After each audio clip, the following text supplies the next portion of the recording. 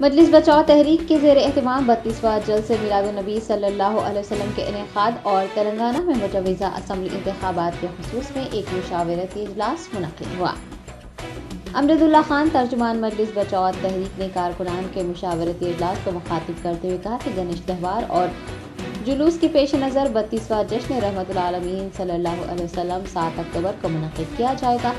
उन्होंने याद दहानी करवाई कि गाज़ी मिल्लत अमानुल्लाह खान ने जलसे की बुनियाद रखी थी और फिर आदम मलिक एडवोकेट की ज़ेर निगरानी और फिर डॉक्टर क़ायम खान की ज़ेर निगरानी जलसा जश्न रहमतुल आलमीन मुनक़िद किया जाता रहा और अब मजीदुल्लाह खान फरहत की निगरानी में जलसा मुनक़िद किया जा रहा है और इस जलसे के ज़रिए आशिक़ीन रसूलों को मुखातिब किया गया है। जलसे के इनेकाद का मकसद बताते हुए उन्होंने कहा कि नौजवान नस्ल और अग़यार को इस्लाम से वाकिफ़ करवाना और इस्लाम का पैगाम नौजवान नस्ल और अग़यार तक पहुँचाना ही इस जलसे का मकसद है। तेलंगाना में असम्बली इंतखाबात के पेश नज़र BRS और कांग्रेस पर नुक्ताचीनी करते हुए MDT क़ायद ने कहा कि दोनों जमातें मुसलमानों के वोटों को ग्रांटेड ले रही है और दोनों जमातों को सबक सिखाने की ज़रूरत है।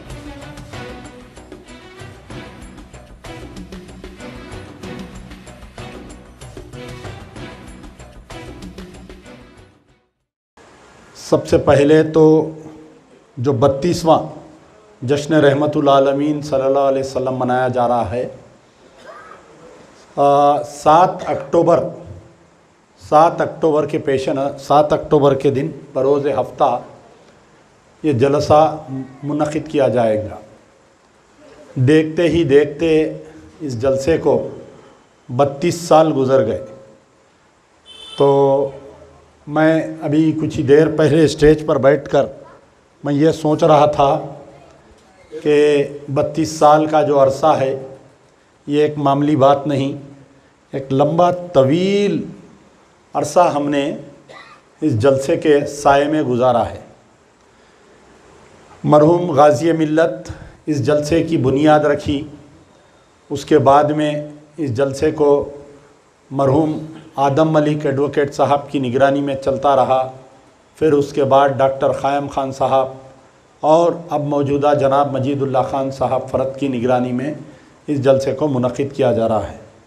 अल्लाह का ये फ़ज़ल रहा कि बहुत ही हमेशा से जलसा जो है बहुत ही कस्मा पुरसी की हालत में, लेकिन बर्रे सग़ीर का सबसे बड़ा फ़क़ीदुल मिसाल ये जलसा होता है। इस तहरीक के प्लेटफॉर्म से अल्लाह ने बड़े बड़े मायनात मुक़र्रिरों को सरज़मीन दक्खन के आशिक़ रसूलों को आशिक़ रसूल जो भी हैं उनको मुखातिब किया है।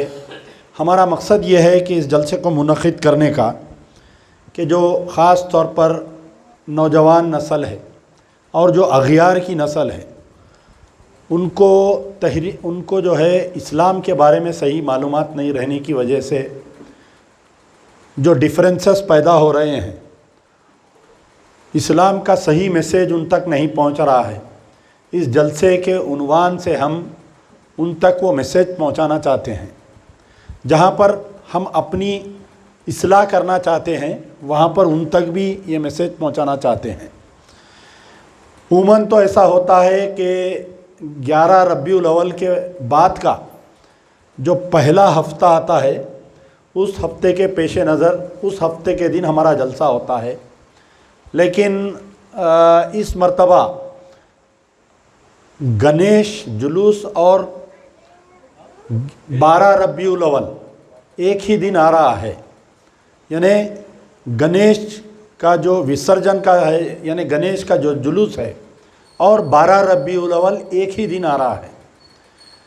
तो 12 रबीउल अव्वल, फिर 13 रबीउल अव्वल के दिन जुमा और 14 रबीउल अव्वल के दिन हफ्ता आ रहा है।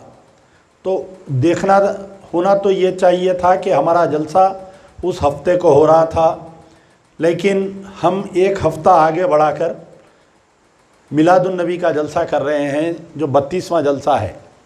क्योंकि इलेक्शन के पेश नज़र तेलंगाना में कुछ फ़िरक़ा परस्त ताकतें ये चाह रहे हैं कि तेलंगाना का माहौल ख़राब करें, हिंदू मुस्लिम फ़िसाद फैलाएं। क्योंकि पिछले 10-12 साल से जो तेलंगाना में सुकून है उस सुकून को बिगाड़ने के लिए कुछ फ़िरक़ा परस्त अनासिर बिल्कुल ही तौर पर तैयार बैठे हुए हैं।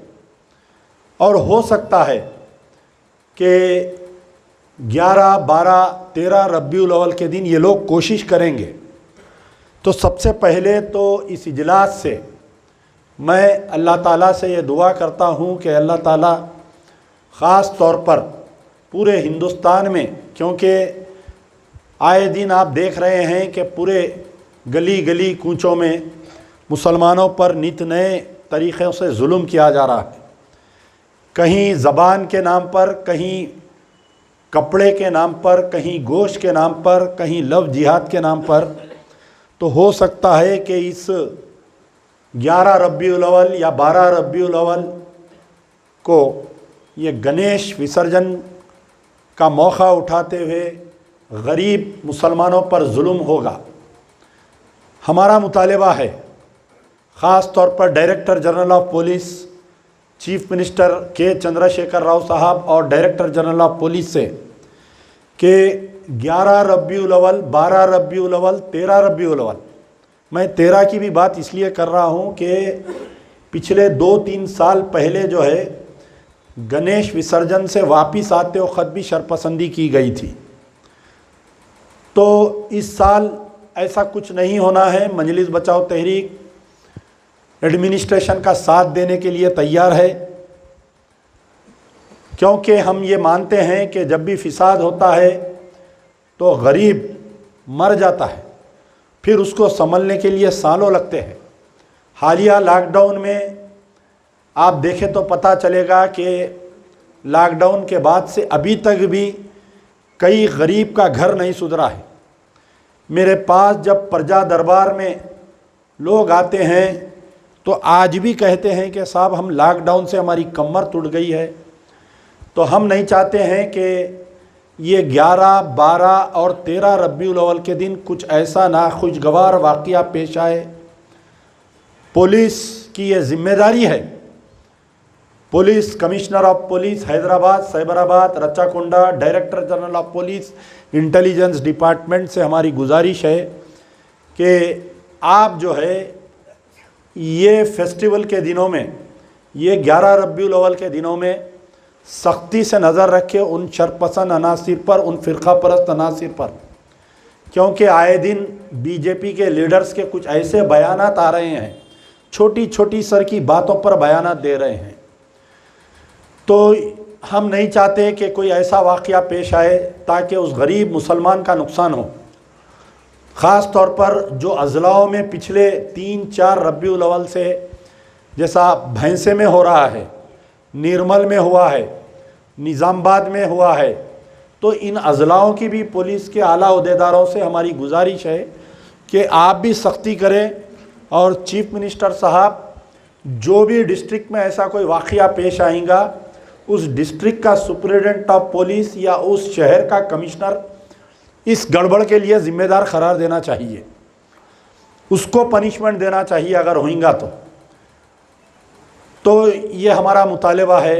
और ख़ास तौर पर जो लोग, मेरे अपने नौजवानों से भी मेरी गुजारिश है कि अगर कोई शरपसंदी करेगा तो आप सब्र करें और इस शहर के माहौल को बिगड़ने से बचाना हमारी भी ज़िम्मेदारी है, हमारे नौजवानों की ज़िम्मेदारी है, हमारे बुज़ुर्गों की ज़िम्मेदारी। तो ये चंद अल्फाज थे कि इस इजलास से मैं आप लोगों से अपील कर रहा हूँ, तमाम तहरीक के कारकुनों, ये 3 दिन आप लोग भी चौकन्ना रहें। कहीं पर भी कोई भी किस्म का अगर शरपसंदी करने की कोशिश करेंगा तो आप इमीडिएट मुझे इत्तला करिए, हम जो है पुलिस के आला अहदेदारों को इत्तला करेंगे, उस माहौल को बिगाड़ने से हम बचाएंगे। क्योंकि तहरीक के तमाम ज़िम्मेदार फॉलोअर्स जो है वो गाज़ी मिल्लत अलहाज मोहम्मद अमानुल्लाह खान साहब को मानने वाले हैं। वो कभी नहीं चाहते थे कि शहर का अमन बिगड़े। अगर आप लोग सच्चे आशिक है रसूल है, आप लोग सच्चे अमानुल्लाह खान साहब के फॉलोअर्स है, तो ये आप लोगों की भी ज़िम्मेदारी है कि शहर के माहौल को बरकरार रखें।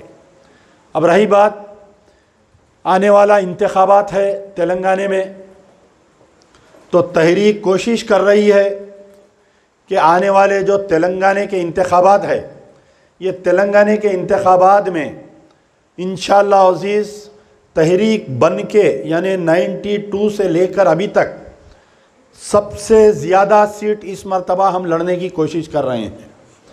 क्योंकि आप देखें तो पता चलेगा कि तेलंगाना की जो हालात है पूरी, तेलंगाना का मुसलमान ख़ास तौर पर तेलंगाना का दलित, तेलंगाना का जो BC SC ST तबका है, वो जहाँ पर TRS से नाराज़ है वो कांग्रेस से भी नाराज़ है। तो आज देखें तो आपको पता चलेगा कि पिछले 8 साल का अगर आप TRS की दौर निकाल कर देखें तो कहीं ना कहीं मुसलमानों के साथ दिलाज़री की गई। जो वादे किए गए मुसलमानों के साथ 12% रिजर्वेशन का वादा किया गया, वो वादा मुकम्मिल नहीं हुआ। वक्फ बोर्ड कमिश्नरेट का वादा किया गया, वो वादा मुकम्मिल नहीं हुआ। 4% 12% दूर की बात है, हमारा 4% घट के 3% हो गया। तकरीबन 120 इंजीनियरिंग कॉलेजेस जो फ़ीस रीइंबर्समेंट स्कीम नहीं आने की तरफ से अक़लियतों के इंजीनियरिंग कॉलेजेस बंद हो गए। हमारे बच्चे पढ़ने से महरूम हो गए, इंजीनियर बनने से महरूम हो गए। वक्फ की जायदादों की तबाही अगर आप देखेंगे, कमिश्नरेट का वादा किया गया था, लेकिन पिछले 7 साल से वक्फ बोर्ड का रिकॉर्ड रूम लॉक है। हाई कोर्ट आखिरी में मुसलमानों को मजबूर होकर हाई कोर्ट का दरवाज़ा खटखटाना पड़ा। हाई कोर्ट ने आर्डर दिया कि 1 हफ्ते के अंदर वक्फ बोर्ड का रिकॉर्ड रूम का दरवाज़ा खोले। लोग इस बात को नहीं समझ रहे हैं कि वक्फ बोर्ड के जो रिकॉर्ड रूम को लॉक डालने से मुसलमानों का क्या नुकसान हुआ। आपको मैं 2-3 मिसाल दूंगा इसमें कि जो करोड़ों रुपए के जो ज़मीनों पर जो MNCs कंपनियों का जो कब्ज़ा है, जैसा आप जानते हैं कि जो दरगाह की जो ज़मीन का जो फ़ैसला आया था, मुझे नाम याद नहीं आ रहा है वो दरगाह का, हुसैन शाह वाली दरगाह का हाल ही में जो फ़ैसला आया, कम से कम 35,000 करोड़ की जो दरगाह हज़रत हुसैन शाह वली की, वो केस आप हार गए। आपके वकील वक्फ बोर्ड के वकला जाकर अदालत में आपके मौक़ूफ़ को नहीं रख सके, इसलिए कि आपका वक्फ बोर्ड का रिकॉर्ड रूम लॉक था। तो मैं एक मिसाल दिया कि वक्फ बोर्ड के रिकॉर्ड रूम को लॉक करने से मुसलमान 35,000 करोड़ की ज़मीन हम खो दिए। और वो केस जो है कोई लैंड ग्रैबर या वक्फ बोर्ड का नहीं था, वो केस था गवर्नमेंट वर्सेस वक्फ बोर्ड। आपकी ज़मीन, आपके आबादात की ज़मीन, 35,000 करोड़ की ज़मीन, तकरीबन मैं समझता हूँ कि करीब 50-60 एकड़ कुछ ज़मीन है। वो ज़मीन का केस आप लोग हार गए। ये एक छोटी सी मिसाल है। ऐसे तकरीबन ये 5 साल में 15 से 20 बड़े बड़े केसेस वक्फ बोर्ड हार गया। आप बातें तो बहुत होती हैं, मुखालिफिन बोलिए या वो जो TRS के चमचे हैं बोलिए, आप BRS के चमचे हैं बोलिए, जब आप इनको आईना बताते हैं हक़ाइक़ का, जो BRS की गवर्नमेंट के रूल में आपके साथ जो नाइंसाफ़ी हो रही है, इस पर अगर आप आईना बताते हैं। 8 मस्जिदों को शहीद किया गया। आज की तारीख़ तक आप जाकर देखें तो पता चलेगा कि एक खाना मस्जिद की तामीर नहीं हुई। वहाँ पर वो ब्रिज का पिलर मस्जिद के दामन में, जहाँ पर मस्जिद के मुकाम पर पिलर को डाल दिया गया। तो आपके मुखालिफिन आकर ये बोलते कि भाई सेक्रेटेरिएट में ज़बरदस्त मस्जिद बना दिए चीफ मिनिस्टर साहब। यकीनन चीफ मिनिस्टर साहब सेक्रेटेरिएट में मस्जिद बनाए। उस दिन मीटिंग में, दारुस्सलाम में मीटिंग में असदुद्दीन ओवैसी साहब से एक सवाल किया गया। एक रिपोर्टर ने सवाल किया, गैर मुस्लिम रिपोर्टर ने सवाल किया, पंखा, एक गैर मुस्लिम रिपोर्टर ने यह सवाल किया कि आप ये गारंटी कैसा दे सकते हैं कि मस्जिद उसी मुकाम पर बनी है, क्योंकि सेक्रेटेरिएट की बिल्डिंग के बाहर मस्जिद बनी। ये 2 मसाजिद के बारे में कई लोगों को नहीं मालूम, क्योंकि आम पब्लिक सेक्रेटेरिएट नहीं जाती। मैं पिछले 20-25 साल से सेक्रेटेरिएट आना जाना है, गाज़ी मिल्लत के साथ हम जाते थे। तो पहले जो सेक्रेटेरिएट की मस्जिद दफातिर जो थी, वो मस्जिद दफातिर निज़ाम के दौर में बनाई गई थी। सेक्रेटेरिएट जो है निज़ाम का रेवेन्यू डिपार्टमेंट का ऑफिस था वो। तो मस्जिद दफातिर यानी मस्जिद मोहम्मदिया भी बोलते थे उसको, जो निज़ाम के एम्प्लॉइज़ काम करते थे वो लोग नमाज़ पढ़ते थे। तो जो सीएम का पुराना ब्लॉक था, जो एनटी रामाराव यानी 17 चीफ मिनिस्टर उसमें बैठे, चंद्रबाबू नायडू भी सीएम बनने के बाद में कुछ दिन तक वहाँ पर बैठे, वो मस्जिद उसके करीब में थी बिल्कुल। वो यानी हम जहाँ पर गाड़ी पार्क करते थे, अक्सर मैं गाज़ी मिल्लत मरहूम अमानुल्लाह खान साहब के साथ जाता था, तो हम जब गाड़ी पार्क करते थे वॉकेबल डिस्टेंस पे वो मस्जिद होती थी। वो मस्जिद उसके बाद में सेक्रेटेरिएट के बाजू में एक स्लम बस्ती थी, यानी मुसलमानों की एक स्लम बस्ती थी, उसको अक्वायर करके, वहाँ की 3 एकड़ ज़मीन को अक्वायर करके चंद्रबाबू नायडू के दौर में जब मस्जिद का एक्सटेंशन किया गया, सेक्रेटेरिएट का एक्सटेंशन किया गया, सी ब्लॉक समथा बिल्डिंग जिसको बोलते हैं, उसकी तामीर की गई थी। जो चीफ मिनिस्टर चंद्रबाबू नायडू, राजशेखर रेड्डी, उसके बाद में किरण कुमार रेड्डी, रोशया जो बैठते थे, केसीआर साहब भी उसके अंदर कुछ दिन तक बैठे। तो उस बस्ती में बस्ती थी, वो बस्ती में एक मस्जिद थी जिसका नाम था मस्जिद हाशमी। ये मस्जिद से और वो मस्जिद तकरीबन बहुत दूर थी। और वो मस्जिद जब सेक्रेटेरिएट बनते वक्त चंद्रबाबू नायडू उस मस्जिद को शहीद कर दिए थे। बाद में कांग्रेस की गवर्नमेंट जब आई, राजशेखर रेड्डी साहब वादा किए थे कि हम उस मस्जिद को बनाएंगे। जिस दिन राजशेखर रेड्डी पहले दिन जब सेक्रेटेरिएट गए थे एज ए चीफ मिनिस्टर, उस दिन उसकी बुनियाद पड़ी थी और बेहतरीन खूबसूरत मस्जिद बनाई गई थी। ये मस्जिद जो है मस्जिद दफातिर, उसका मुरब्बा था तकरीबन 270 स्क्वायर यार्ड, जो दर्जा औकाफ वफ़ की ज़मीन थी, वो कोई गवर्नमेंट लैंड नहीं थी। और वो मस्जिद तकरीबन 300 से ऊपर थी, और ये मसाजिद से वो मस्जिद बहुत दूर थी। अब लाकर वो दोनों मसाजिद को मिला दिए, सेक्रेटेरिएट के बाहर बना दिए, और आपको एक ये बोलने लगा दिए। तो आप देखिए, गौर करिए कि असदुद्दीन ओवैसी साहब जो जवाब दिए, रिपोर्टर ये पूछ रहा है कि आप कैसा 100% गारंटी दे सकते। आप बोले कि बाबरी मस्जिद उसी मुकाम पर होना, बाबरी मस्जिद के ताल्लुक से आपका ये स्टैंड है कि मस्जिद उसी मुकाम पर होना, और सेक्रेटेरिएट की मस्जिद उसी मुकाम पर नहीं है, आप क्यों खामोश बैठ रहे हैं? तो असदुद्दीन ओवैसी जो है बहुत ही एक चालाक आदमी जैसा बयान देता वैसा बयान दिए। एक बुजुर्ग मुफ्ती आपके बाजू बैठे हुए हैं, उनको बताकर ये बोल रहे हैं कि जब इतनी बड़ी शख्सियत मेरे बाजू बैठी हुई उन्हें एतराज़ नहीं कर रही, तो आप कैसा एतराज़ करते बोल के रिपोर्टर को पूछ रहे हैं। आप बताइए, जो बुजुर्ग शख्सियत बाजू बैठे हुए थे, क्या उन्होंने रोज़ सेक्रेटेरिएट आते जाते? क्या उनको मालूम है कि बाजुक मस्जिद नहीं थी, दूर मस्जिद थी? तो किस कदर कौम को आईना दिखाया जा रहा है। आप जब बोले कि भाई 8 मसाजिद शहीद कर दिए, हम सेक्रेटेरिएट की मस्जिद बना दे रही। आप जब बोल रहे हैं कि भाई वक्फ बोर्ड की आपकी ज़मीन 35,000 करोड़ की ज़मीन का आप केस हार गए, आपको शादी मुबारक में आपको 1 लाख रुपए मिल रही, आपको 1 लाख रुपए लोन मिल रहा, यानी किस कदर काउंटर किया जा रहा है। आप ये गौर करिए। आप अगर बोले कि भाई आलेर एनकाउंटर में 5 मुसलमानों को मार दिए, जो आर्मी गैरिसान में जो बच्चे के साथ जो बदफेली करके उसको मार दिया, उसका डाइंग डिक्लेरेशन है, आज की तारीख तक उसके साथ इंसाफ नहीं मिला। आप जब सवाल करेंगे कि भाई किशनबाग में जो पुलिस फायरिंग में 4 मासूम लोग मर गए थे, उसका आज तक कमीशन की रिपोर्ट टेबल नहीं की गई, उनके साथ इंसाफ नहीं मिला, तो फिर आपके मुखालिफिन ये बोलते आके, अरे भाई 8 साल से अमन है ना, कर्फ्यू नहीं हुआ ना, कर्फ्यू नहीं हुआ ना। अरे आज पूरा तबका पढ़ा लिखा है। पहले ज़माने में जो कर्फ्यू होती थी, जो फिसाद होते थे, वो एक अलग नवीयत थी। आज हिंदू भी पढ़ा हुआ है, मुसलमान भी पढ़ा लिखा है। आज के दौर में कोई हैदराबाद के आवाम नहीं चाह रही कि कोई फिसाद होना, इसलिए फिसाद नहीं हो रहा। अब इसका क्रेडिट भी आप अगर हुकूमत को देंगे तो फिर मैं नहीं समझ सकता। तो मैं आपको ये बतलाना चाह रहा हूँ कि किस कदर आवाम के जहनों को खेला जा रहा है मुसलमानों के। आज जो है 50 से ज़ायद ऐसे सीट है तेलंगाना के, 50 से ज़ायद।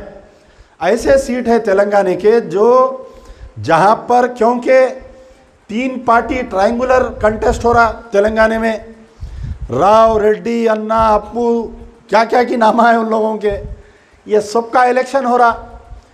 तो जो मुसलमानों के वोट है 50 कॉन्स्टिट्यूंसी में, आज हमारा मौकूफ दूल्हे भाई का मौकूफ है और हमारे दूल्हे भाई को कमज़ोर कर दे रहे हैं, लिख जाके अपने चिच्चा के कदमों में डाल दे रहे हैं। इनके चिच्चा बदलते रहते, पहले इनके चिच्चा पीवी नरसिम्हा राव थे, परसुम जो है इनके चिच्चा केसीआर बन गए, चिच्चा बदल रहे हैं। आप समझे ना मेरी बात को। एक ज़माना था कि पीवी नरसिम्हा राव के भतीजे थे और आज जो है केसीआर को चिच्चा बना लिए। तो किस कदर मुसलमानों के साथ गुमराही की जा रही है। आपका मौक़िफ़ क्या है? आज आप बादशाहगर के मौक़िफ़ में हैं। मुसलमान जिसको वोट दिया, जो भी कॉन्स्टिट्यूंसी में 5000 मुसलमान वोट जिसको मिले, उन्हें सिकंदर।